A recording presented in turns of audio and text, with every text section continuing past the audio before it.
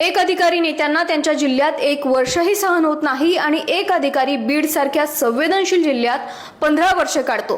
त्यामागची जिद्द आणि चिकाटी म्हणजे कोट्यवधी रुपयांचा घोटाळा, राजकारण्यांचा सपोर्ट आणि शेतकऱ्यांच्या खांद्यावर ठेवून चालवलेली बंदूक। बीड जिल्ह्याचे तत्कालीन जिल्हाधिकारी अविनाश पाठक निवृत्त होतात आणि बीड जिल्ह्यातील शेतकऱ्यांच्या नावाने बनावट भूसंपादनाचे 273 कोटी रुपयांचे आदेश निघतात। स्वाक्षरी असते अविनाश पाठक यांची।